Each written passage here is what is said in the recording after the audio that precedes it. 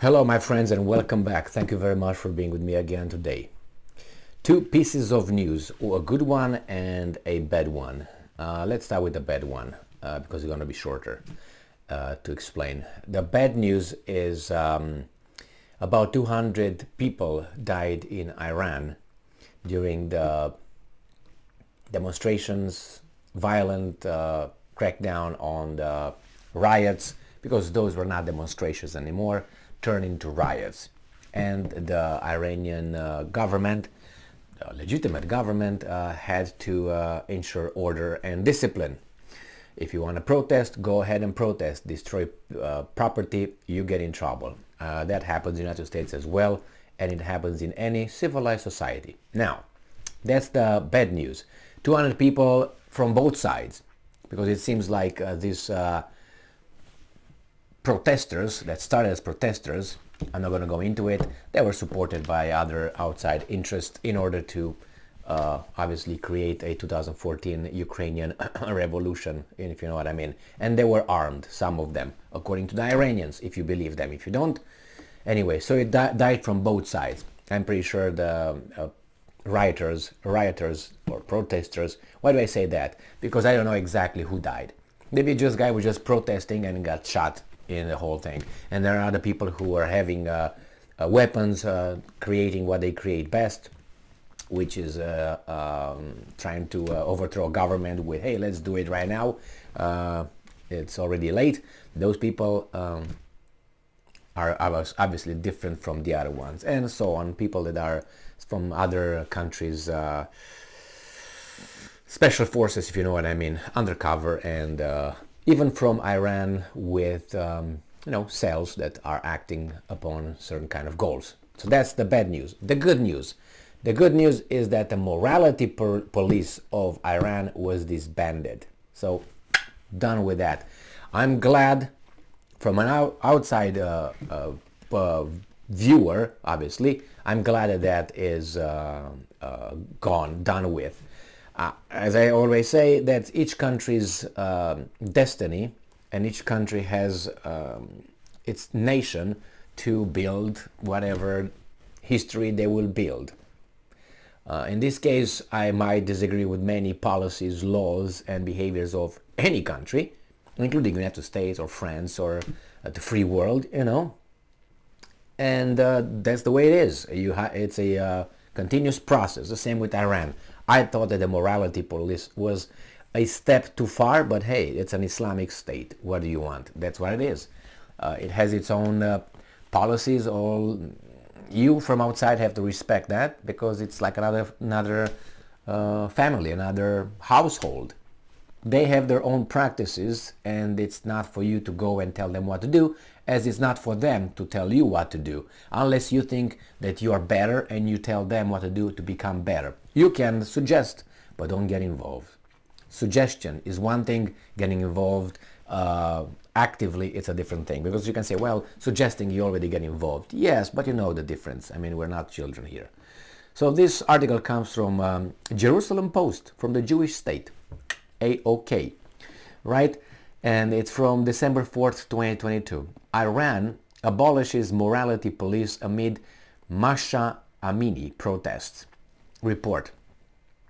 That's a good thing. As I said, as if I were to judge, and I am right now, based on my preferences, which are not necessary, and not necessary, surely not other people's preferences. So ongoing protests erupted across the country about the death of Masha Amini 2 months ago, who was arrested by Iranian morality police. She died in a custody, had a heart attack.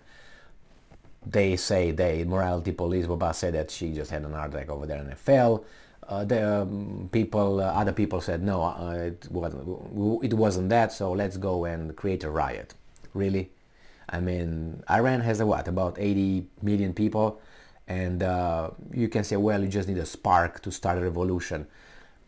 I don't live there. I can't assess the situation in a way that I say, you know what, after all, is this and this and that. Well, it's not my, I can't assess, and I will not get involved to say, well, it's one person who might have died of a heart attack, and what do you want?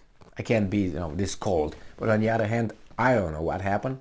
If those guys, if she died because someone abused her and caused her this, yeah, definitely that person, or those persons should be definitely investigated and impartially. That's another thing. And then if you find guilt, then disperse justice. But these guys go even further, which I'm analyzing, okay?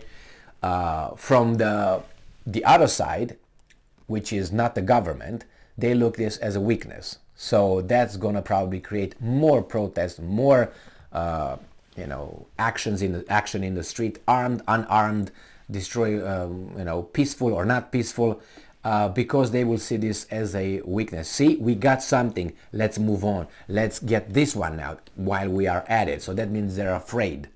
And they don't look at it as a concession. Let's say, okay, you know what, I think that's, well, okay. But why do they make the concession? Because they suddenly realize that was, I don't know, not the right thing to have a morality police. Well, you have it for years, I guess. It was not created, I know, 4 months ago, right? So on the other hand, if you think that's a good thing and it's an improvement for the society, that's good. It's how the other side will react. And the other side will see this as a weakness. And they will probably continue and ask for more, which, as I said before, this is how a society works, dynamic.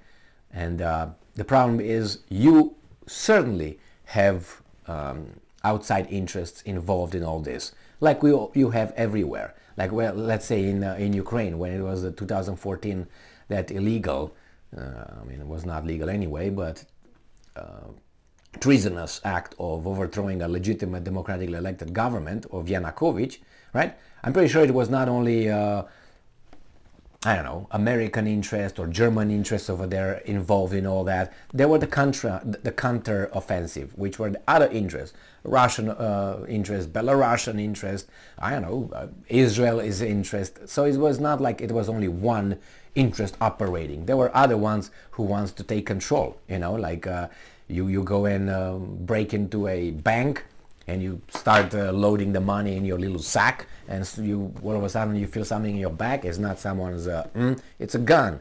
And you look at it, oh, fuck, police. So when you look around, it's another thief.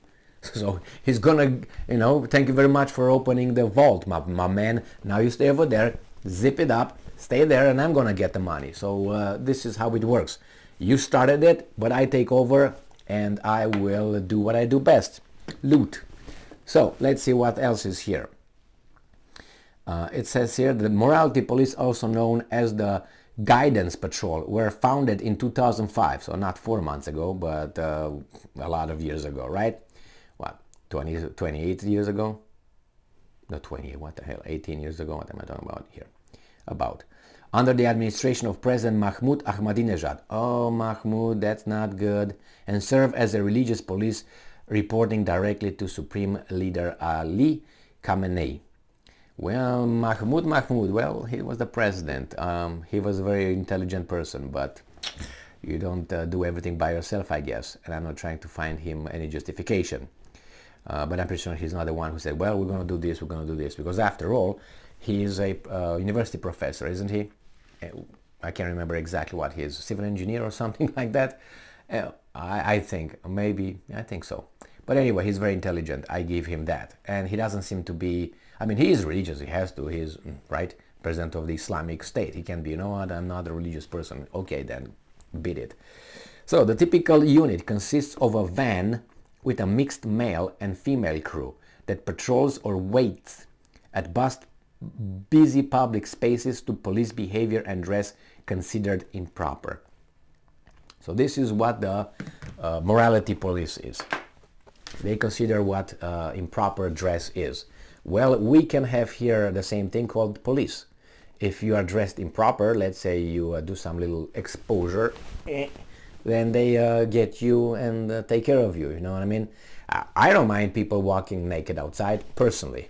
I do not mind, but you say, well, what about the children? The children have to be protected from seeing someone naked.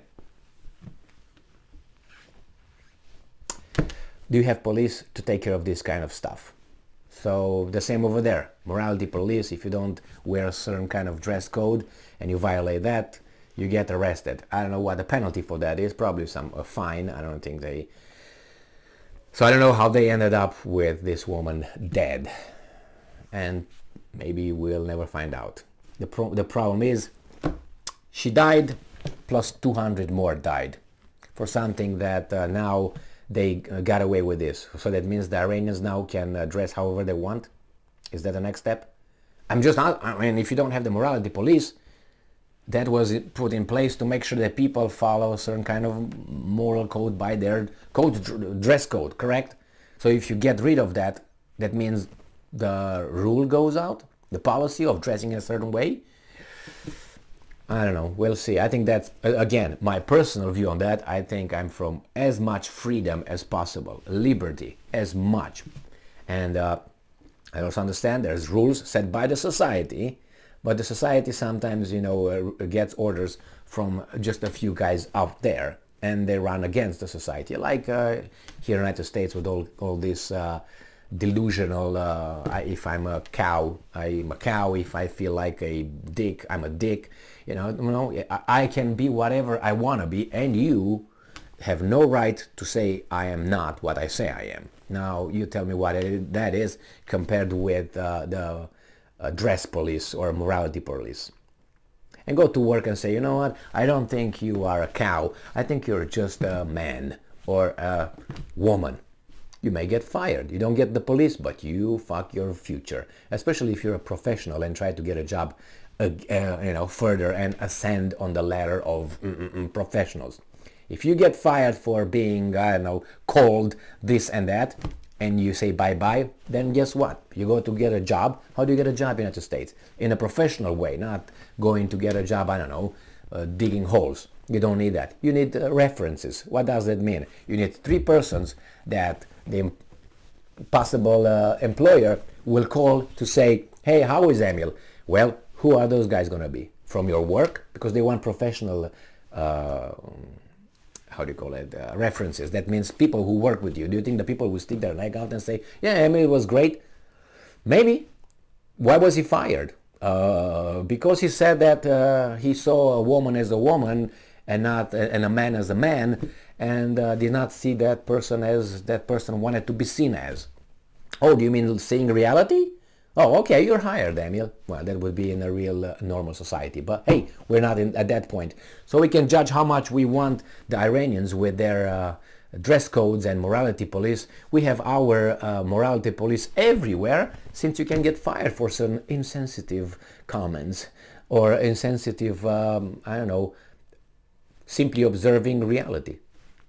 Thank you very much for being with me again today. Stay strong, stay smart, look for the truth, and be just.